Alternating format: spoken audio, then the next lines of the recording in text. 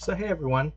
Um, with a lot of the times I record these vlogs weeks ahead, so it's kind of hard to keep track of when it's recorded, when it's airing, and such. And I don't know, I might change that process because it airs really a couple weeks early, I guess, because by the I'm recording this on August 1st.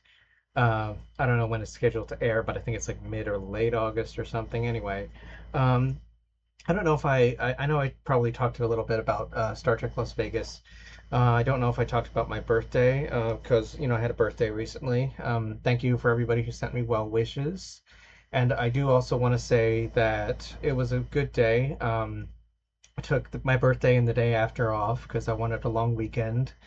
To tell you the truth, it was just nice just to kind of have like a few days during which I really didn't do anything, other than just what I wanted to do. I slept in late, I did some reading, I listened to some podcasts where I knew they'd be wishing me a happy birthday. Shout out to the Decon Chamber and the Delta Flyers. I think it was the Delta Flyers that they do birthdays. But anyway, it was good days. Played video games, chilled, watched what I wanted. We went to a nice dinner at my favorite restaurant in town, so that was all good. So, all in all, a good birthday. I definitely needed it, and if I hadn't talked about it, it was a good birthday. So there's that. As mentioned again, it's just about time for us to go to Star Trek Las Vegas. I mean, on an average year, there's bound to be some cancellations. So we have had some guests shift on us, which, of course I understand. This is large event where they have several hundred professional actors that a lot of which are working, and things happen, so such is the case. I am disappointed about a few of them. uh, Colomini was supposed to be there after having to cancel last year because of professional obligations, and I believe that that's the case this year. There was a few. We were supposed to have Rosalind Chow, who had never, at least since I've been there, she'd never been there, so it was going to be an opportunity to get the O'Brien family. um, I mean, there's some that are definitely still going. So I mean, either way, we'll have a lot of folks that we haven't gotten before. Some folks that I want to get again. A couple of our agenda has shifted a little bit. But I mean, that's just the cost of doing business. When you go to these conventions, there's I mean, most years you don't have other things causing large numbers of cancellations. So for the most part, it's usually not too bad. And I suppose in the balance of things, it really isn't. But that being said, it's both a plus and a minus of going to these conventions, because every year is a grab bag. You never know who's going to be there. You never know how long it might be until they're here again. So you just kind of have to do your best, take your chances, and see what happens. And I think it'll be a good convention. I'm looking forward to it as per usual. And as is standard, I will be very busy during all 5 days of the convention, but I think it'll be all right. Um, Looking forward to getting a lot of autographs and a lot of photo ops, and you know, we'll see how it goes. I think it'll be a fun time. I'm looking forward to getting lots of pictures and video. Star Trek Las Vegas, I mostly, well, I'm usually out and about. It's rare that I really get a chance to sit and enjoy a panel. Although I think I might try and do that a little bit more sometimes, but we'll see. It always depends on exactly how my schedule lines up and what's going on the different days. But that being said, I'm sure the next time you hear from me, I'll be back with my con report, so I'll be able to talk about how it went. This will be the first time that I'll be traveling with actual luggage because I've always taken like an action packer or something in the past. And my partner bought me some luggage because we're going to be traveling every now and then. And when you're not traveling for a furry specific event, it's also nice to just have general, actual, regular luggage because I've traveled with action packers for years, and it's always a little bit of a pain to drag them around. The only complication this year, which really isn't much of one, is that I'll have to get um, water for my CPAP machine when I get there, so I'll have to run to a CVS or something. And my partner, has something he has to take care of. So but all in all, I think it should be all right. It should be, I'm looking forward to it, and it should be a good trip as it often is. Um, as usual, I'll have to do a lot of organizing and such, and I've been doing what I can to prepare. So hopefully it'll be a smooth and memorable convention. I always come back from Star Trek Las Vegas with at least a couple of memories to hold in my heart for forever. So, hopefully this will be no different. I'm looking forward to a lot of good interactions. It's like there's some that you can't anticipate, but they're just really fantastic. So, um, in writing news, I've been a little erratic lately. I admit that since my birthday, I've kind of been not really focusing a lot on new material. I took like the entire weekend off. I just kind of, with the exception of I think Sunday, which I spent a little time working on my outlines, I just kind of blew it off, which I mean is fine for a couple of days, and then annoying bugs flying around my office here. Um, let's see. Okay, yeah, I've took a few days off for my birthday because your birthday, you should be able to, you don't have to do anything you don't want to do on your birthday. If it's not a rule, it should be. But anyway, I enjoyed my leisurely birthday, and then I just kind of took the rest of the next few days just to chill. And so, that was that. And after that, it's like another week and change before Star Trek Las Vegas. So it's been on my mind a lot, making last minute preparations, make sure everything's going because. I mean, y'all may or may not know this, but of course, because I go to Star Trek Las Vegas pretty much every year. We went first in 2018 where we didn't really know what we were doing, and then we didn't go in 19 because we had a conflict. BronyCon was that same weekend. 20, of course, COVID shut everything down, so there were no conventions. And then in 21, and since then we've been going every year. Now, of course, I've been going every year, particularly what I call expert mode, because when we before we used to go to Star Trek Las Vegas, the first time we just had gotten a handful of photo ops and a handful of autographs. I didn't know how to budget for it. I didn't know how to prepare for it, and I didn't really know what I was doing.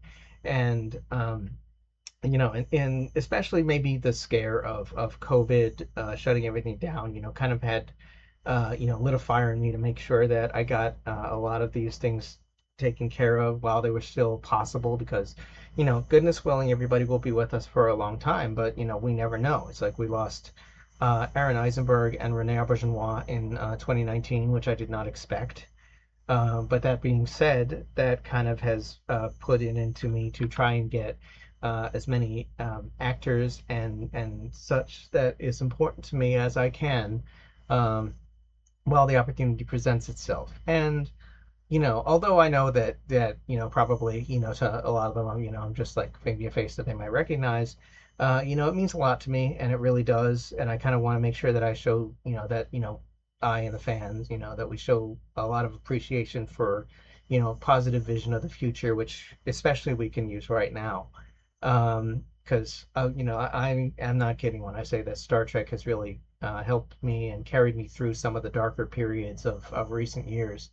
And, that being said, I think it's important that, it continues to shine its light and keep doing what we're doing. I've had the privilege to learn that, a lot of Star Trek actors are really stellar people in and off, on and off camera, in front of and behind the camera, that they have done, some remarkable things with charity and with other such things, and really positive things, bringing positive elements into the universe. Some of it leveraged from Star Trek, but not all of it, but still. For example, like if you don't know, Jonathan Frakes, Armin Shimmerman, Kitty Swink, and John Billingsley are all associated with PanCan, which is a charity that tries to help awareness and patients with treatment options for pancreatic cancer. If you don't know it, you should see the Decon Chamber on Armin and Kitty, where they talk about it because they really discuss this disease that I had not had much awareness of beforehand. Chase Masterson runs the Pop Hero Culture Coalition, which tries to teach kids options, emotional tools, that sort of thing. Um, and there's a bunch of things like that I could point to. Those are the ones that come off of the top of my head because they're ones I've been aware of in recent years. And I also would say, that quite a few of the Star Trek actors run podcasts, which are really interesting. They go back to the series to talk about the show. If you want to learn more about the actors and the characters in the series, Decon Chamber and Delta Flyers are totally worth checking out.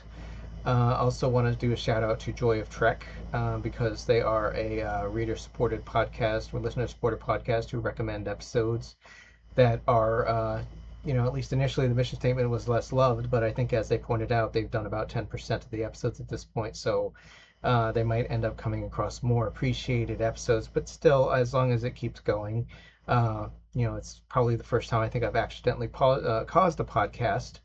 But I know the Joy of Trek kind of came about from when somebody had posted a random picture to a Trek chat, and I said, "Oh yeah, that's the dude that made the giant Spock." And Kaki, who apparently had no familiarity with the animated series, was like, "What?" So then I explained that apparently from there it caused a podcast. So thank you. I'm sorry, I guess. But anyway, that being said, video news today. I'm obviously doing a vlog as per usual.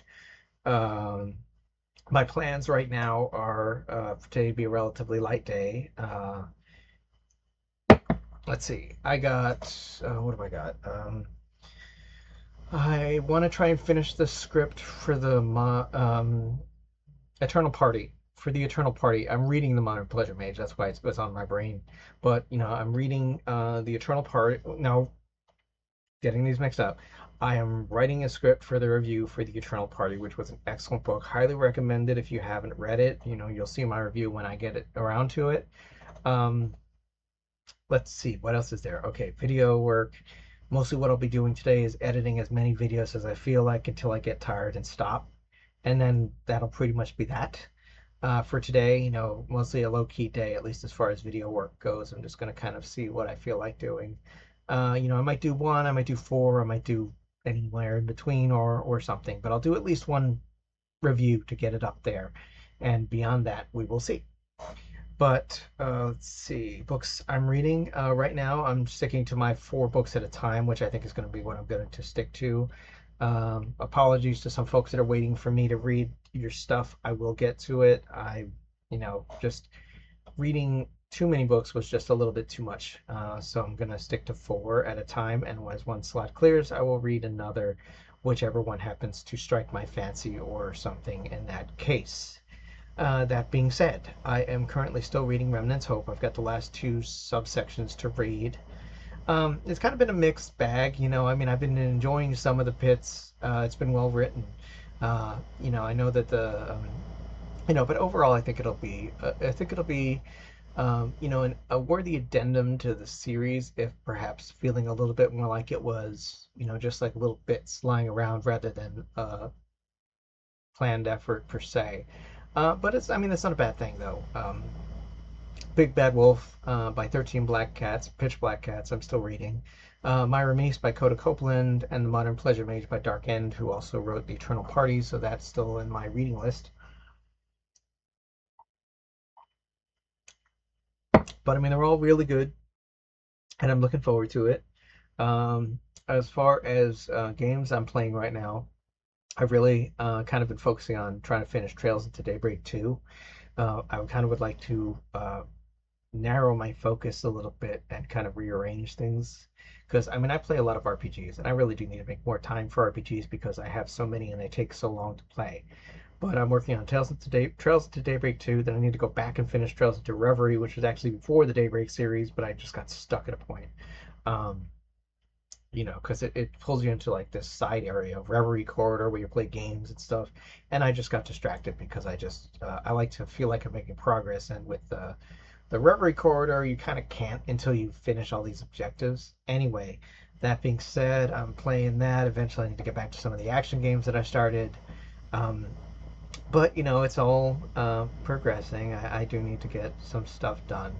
To tell you the truth, it's been a little difficult to focus right now just because Star Trek Las Vegas is coming.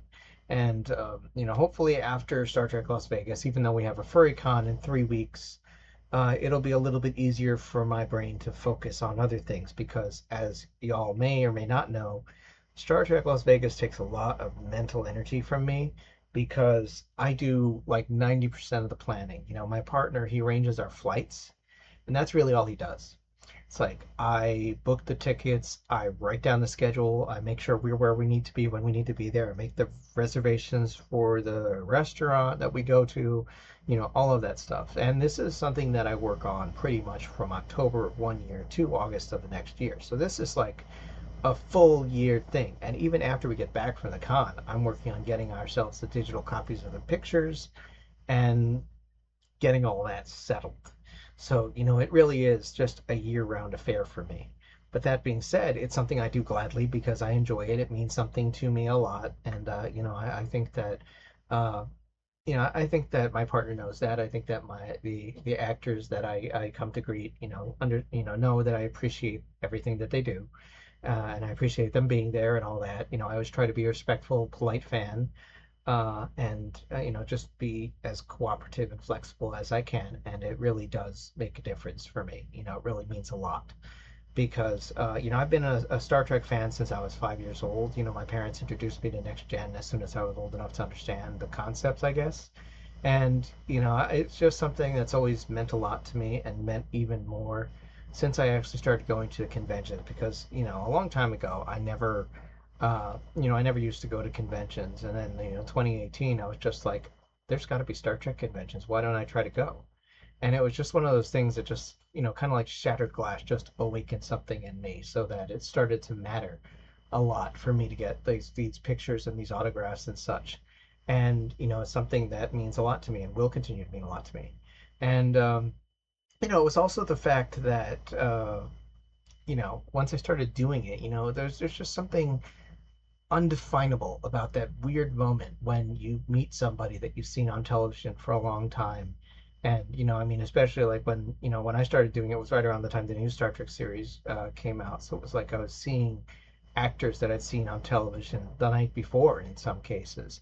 I remember that when the Star Trek Strange New Worlds musical episode came out, that I was at the Star Trek convention at the time. And the following day, I was able to talk to Celia Rose Gooding, who I'd just seen on television the night before. So, it was just, it's one of those kind of mind blowing sorts of things. But anyway, apparently this is getting a little long, so I guess I will wrap it up real quick, and I will catch all of you when I get back from Vegas. If you like post-apocalyptic fiction, polar bears, and adventure, check out my newest release, Winterfall, available in paperback and ebook on Amazon. And don't forget about my werewolf novel, Blue Moon. Thanks for watching. If you liked it, click the subscribe button and leave a comment below. Meow.